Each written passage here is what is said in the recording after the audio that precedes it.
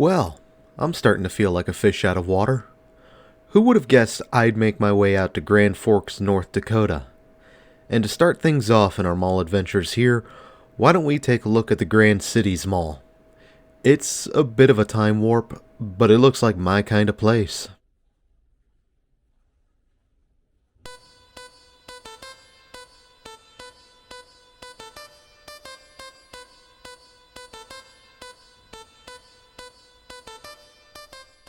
Alleged to be the first shopping mall in North Dakota, the Grand Cities Mall was established in 1964 under the name South Forks Plaza, and was started by the South Forks Land Corporation in 1963.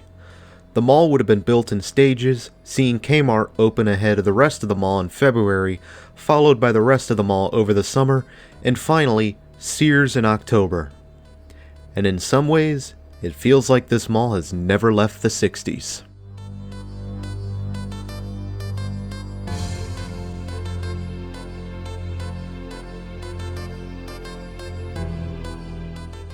The mall interior at the time was apparently rather janky, and was divided into two wings that were independent of one another, with Sears anchoring one wing and Kmart anchoring the other. It wouldn't be until 1973 when another part of the mall was built and completed, uniting the two parts together. And enter 1977, the mall would see a westward expansion, bringing in new stores. And in 1981 or 82, a new anchor was established, but I could not determine whom occupied the space in the past. I want to say it was a two-screen cinema according to some old pictures I found of the mall circa 2001, but again, I am uncertain and don't want to say anything definitively. Perhaps locals or data miners can tell me.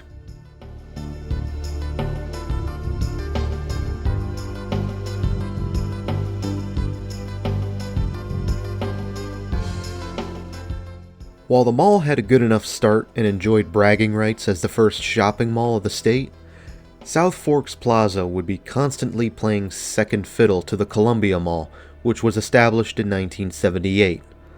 Columbia Mall will be discussed in the future, but with Columbia Mall being bigger, newer, and better positioned, South Forks Plaza was effectively cursed to be an alternative or local business mall rather than a premier destination. It also didn't help that Grand Forks, North Dakota was a market only suitable for one mall at best, as the surrounding area is mostly rural farmland.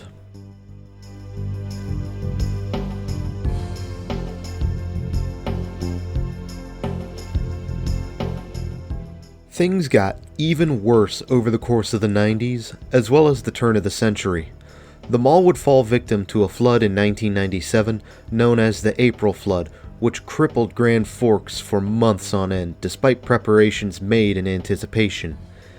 Enter the turn of the century, and 2000 saw Sears jumping ship for the Columbia Mall, followed swiftly by the closure of the aforementioned cinema, and then 2001 would herald a big new shopping plaza of big box stores open near the Columbia Mall.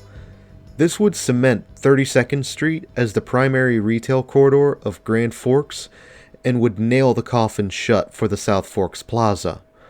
Most other malls, this would mean swift redevelopment and demolition. But South Forks Plaza was a little bit different.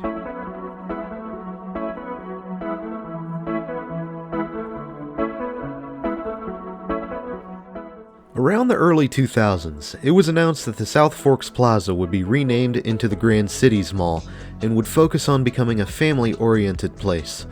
A small renovation was announced, as well as a new carousel, and even a plan for a grand reopening in August 2001.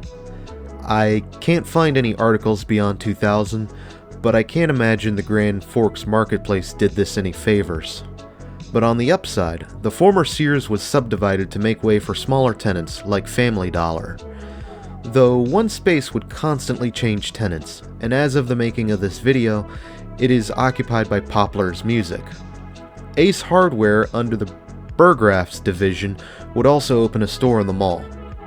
How often do you hear of a hardware store in the mall?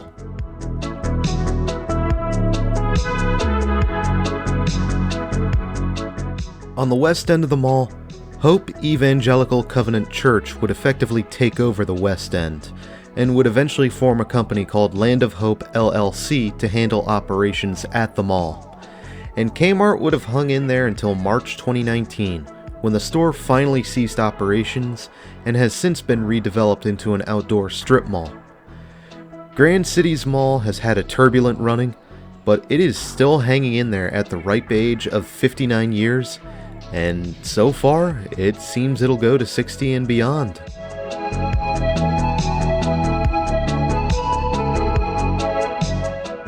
I'll try to talk about my time here before we go.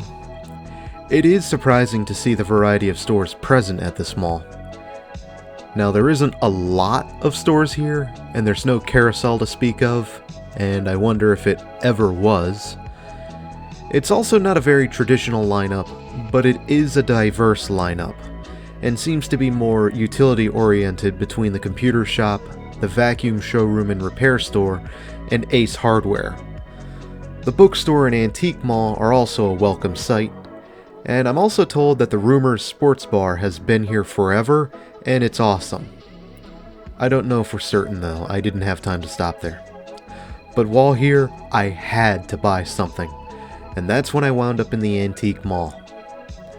Now, before I left, I did have to ask someone about life in North Dakota, because I was genuinely curious, and nothing ever seems to happen here, or you never hear about it.